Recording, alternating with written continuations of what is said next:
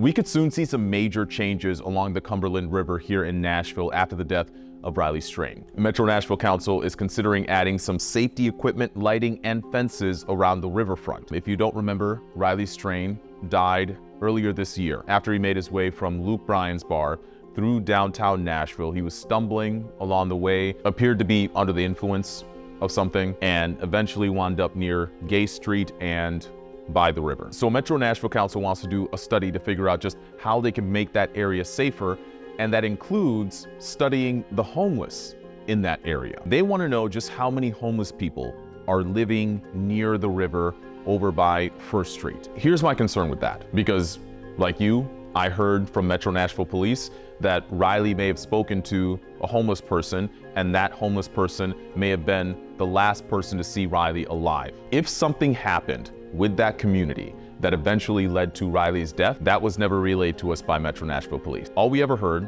was that there may have been some contact with this community, and then there was some sort of accident, and eventually Riley's body ended up 8 miles down the river from downtown Nashville. We're still waiting on Riley's toxicology report, which at this point is actually done. It just hasn't been sent out to us quite yet, and that can make all the difference. I would just hate for this to become a homeless issue if all we ever heard was that this was just an accident. I do think there may be some legitimate concerns for the safety of the unhoused around that area. But see, and that's a different way of framing that.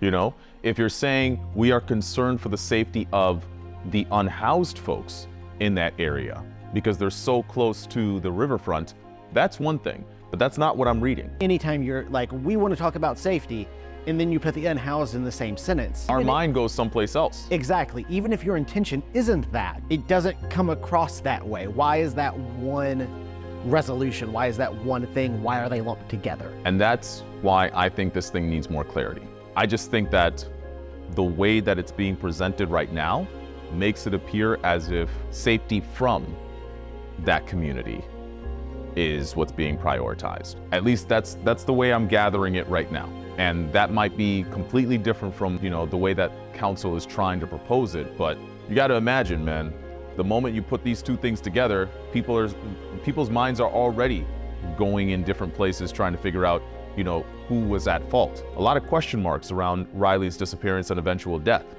And the one thing that keeps coming back up is, who was the last person to see him alive? I would just say take caution when you're talking about these two issues. Make it very clear what we're trying to accomplish here. But of course, I want to hear from you. What do you think?